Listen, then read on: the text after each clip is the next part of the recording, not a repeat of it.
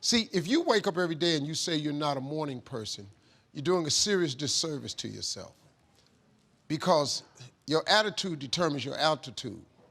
A lot of your mornings start off bad because you've taken claim that you're not a morning person. Why would you not be a morning person when the whole goal is to wake up every morning? That's your goal, is to wake up every morning. You got to be a morning person. Here's what happened. I was selling Amway. I got into Amway. Amway taught me a lot about positive attitudes. First self-help books I read. And this guy was a sponsor of mine. He lived in Rochester, New York. His name was John Walker. And I was laid off, man. Got laid off from Ford Motor Company. I'm 22 years old. And I'm sleeping. And he would call every morning. And I'd pick up the phone. Hello? Steve, how you doing? John Walker, man. How's he doing? Having a great day today, man. Great to be alive. What are you doing? I said, man, I'm asleep. He just hang up. Next morning. Hello, 5:30, 6 o'clock. Hello? Steve, John Walker, man. How you doing? Hope you have a great day, man. Love talking to you. You okay? Yeah, John. Click, he hang up. Next morning, 6 o'clock. Hello. Steve, John Walker, man. I said, what the f is wrong with this dude? I said, man, what the f? Just calling on you, man, making sure you have a great day, man. I love you, man. Click, he hung up. Every day for 3 weeks in a row, he did the same thing. You know how I answered the phone?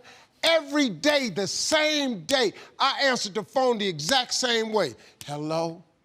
Finally, after about 3 weeks, the phone rang. I said, hello?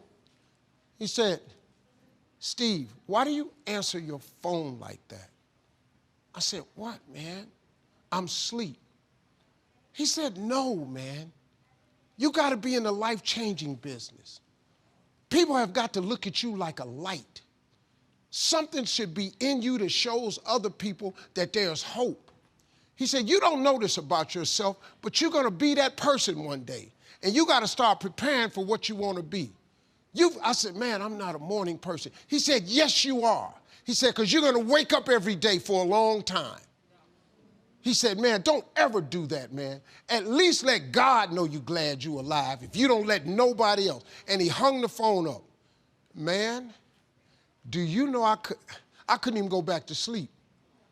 So the next morning, about 4:30, I done got up. I'm sitting on the edge of my bed. You better not call this phone right here. Hello? Steve, hey, John, this is Steve Harvey, man. I'm up, I'm having a great day, man. He said, that's what I'm talking about, hung up. The next morning, he called right back, 5 o'clock. Hello, is this John Walker? It sure is. This is Steve Harvey, man. Boom. And I've been that way ever since. Little did I know that in the year 1995, somebody would offer me $2 million to do a morning show in Chicago. I started waking up one city, 107.5 WGCI in Chicago. Next thing I knew, I had a radio show, #1 show in Los Angeles, 92.3 The Beat. I started doing that show.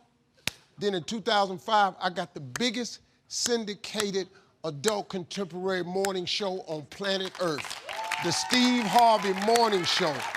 I'm in 112 cities. I wake up 9 million people who listen to my morning show in 112 cities. Yeah. That man prepared me. He said, you don't know it, but you're going to be a light one day. And people are going to look to you for that light. At 22 years old, completely changed my life. And ever since then, I've been a morning person. You dig? I wake up every morning the same way. I can't wait to wake. Me and my wife get up. Me and Margie wake up every morning at the latest 6. We're sleeping late till 6. Usually it's 5:30. We have coffee because nobody's up. And me and my wife sit in front of fireplaces. We sip coffee. We go out by the pool. We drink coffee because we set our day up. Because we know about 7:30, 8 o'clock, all hell finna break loose. And when the rest of the world wake up, we already up having a good time. Yes, Steve Harvey's a morning person. Two things, my dream and my faith. Faith is the belief in things that you cannot see. You can never lose faith. That's the key. You have to believe in something that you can't see. You have to believe when you don't see no way how. You have to buckle down and keep believing. God is always coming. Here's the deal. The moment you ask God for something, he boxes it up and he ships it to you. Here's the problem with the package.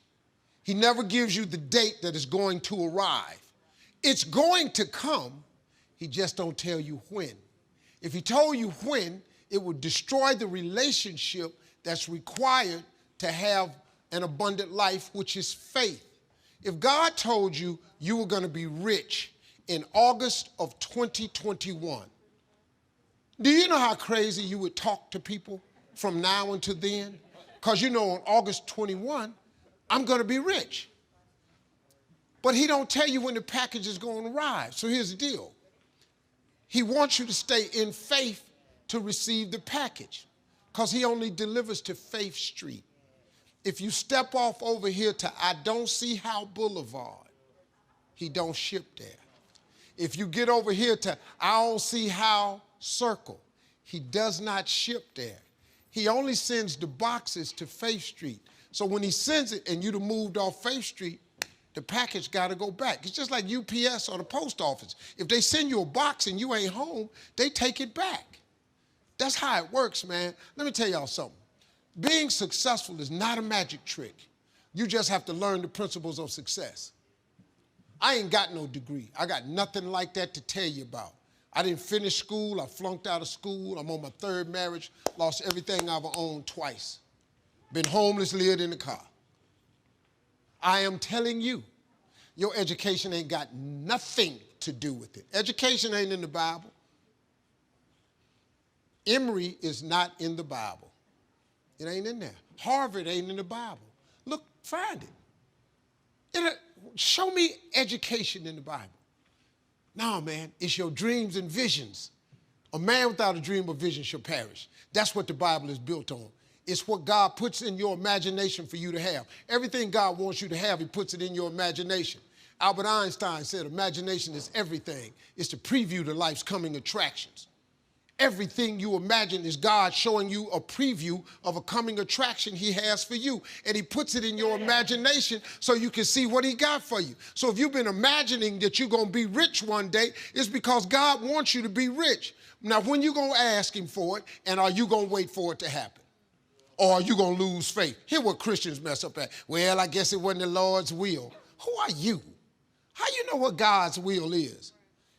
It all happens at an appointed time, but you have to stay in faith for the appointed time to happen for you. I've been wanting to be on TV since I was 10 years old. You know how old I was before I got on TV? 38. 28 years after I wrote it on the paper. I want to be on TV. It took me 28 years to get on TV. But it happened at an appointed time. I just never gave up the faith. I kept going because I didn't know how to quit. Because I know if I quit, it cannot happen. But if you stay with it, like this dude's story right here, if you stay with it, you have no idea what can happen for you. But you got to stay with it, man. You can't quit because get hard. This dude done lost his legs. He's still funky with it. You can't quit because you got your leg. What you tripping for? Your punk. Sorry about that. You can't quit, man. You got to stay with it. There's somebody having it way harder than you, and they didn't give up. That's inspiration. This dude is inspiration, man. I look at a cat like this, I bruised my heel between shows. I messed it up before. I really bruised it hard. It's so hurting right now. What I'm tripping for? That dude come tell me, hey, man, you want to go home? Go home. I got a bruised heel. What I'm going to go home? I got a bruised heel. You're tripping, man. Get yourself together. God got a great life for you. I'm telling you, God got a plan for you that's so out of sight, it would trip you out. All you got to do is ask him for it and wait on it and be willing to work. Faith without works is dead. That's all you got to do. You don't need no education. I flunked out of school. Look at me. Mark Zuckerberg and Bill Gates don't have a degree between the two of them.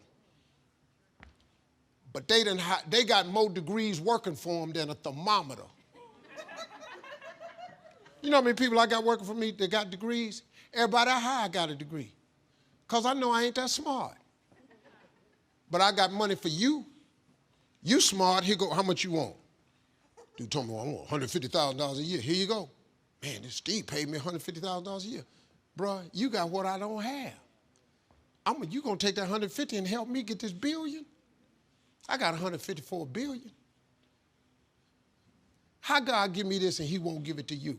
I ain't a better Christian than you.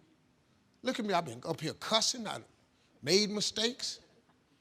That's the type of Christian I am. You a better Christian than me? You should have something to show for it. But God don't ask you for your perfection. He asks you for your consistency. There's none perfect, no, not one. So since ain't nobody perfect, who going to heaven? Because he got a heaven for us. So who going? I figure I'm going. People are funny though, man, the way they try to do business. Hollywood is an ugly business, man. It's not anything like any other job. They do what they want to do. And they make up a reason. And a lot of it God just don't like you. But the one thing about me, man, I've always been resilient. I've never been afraid to reinvent myself. And here's the key for everybody. When someone closes a door in your face, all you have to remember is when God allows them to close the door in your face, all God wants you to do is walk up the hall. It's some more doors. You just got to walk up the hall. Because I can promise you, he got a better door that he wants you to go through than the one that got shut in your face. That's a fact. That's a fact. But what happened to people is they stand there beating on the door. Open it back up. We're going to do a write-in campaign. Where are you leaving? I got to have my job. What about my benefits? Hey, stop. The door is closed for a reason. Because God just wants you to walk up the hall because he got another door. It's bigger, and when you open it and get behind it, you ain't going to believe what's back there.